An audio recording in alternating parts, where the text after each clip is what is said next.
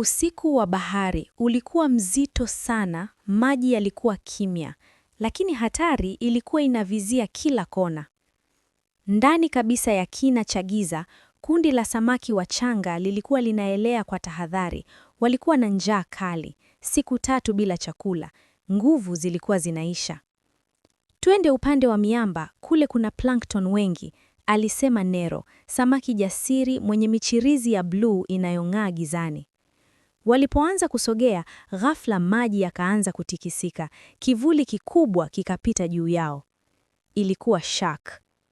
Mapigo ya mioyo yao yakapanda, kundi likatawanyika kwa kasi, maji yakachafuka, fujo tupu.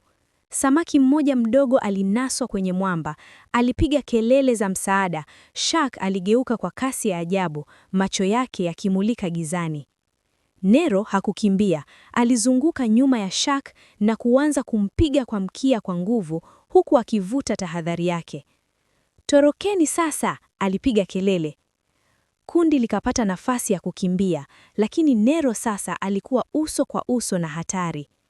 Dakika hiyo hiyo, kundi la pweza wakubwa lilitokea kutoka kwenye mapango ya giza, walirusha wino mwingi ndani ya maji, kila kitu kikawa cheusi.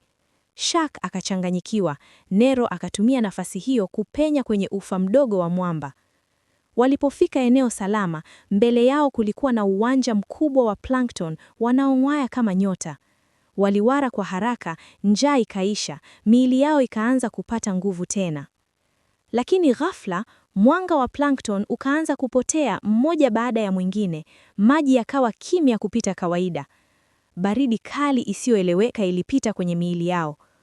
Kutoka chini kabisa ya mchanga, sauti nzito ilisikika kama pumzi ya kiumbe kikubwa sana.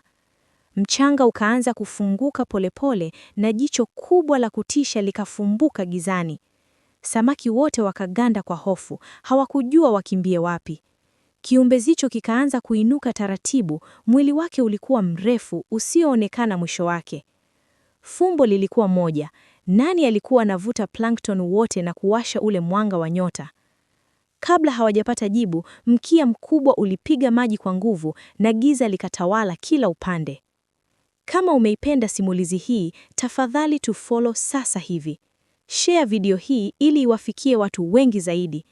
Andika komenti yako, unadhani ni kiumbe gani kilichotokea? Jibu la fumbo hili na hatma ya Nero litafichuliwa part 2. Fuatilia sehemu inayofuata ya simulizi hili.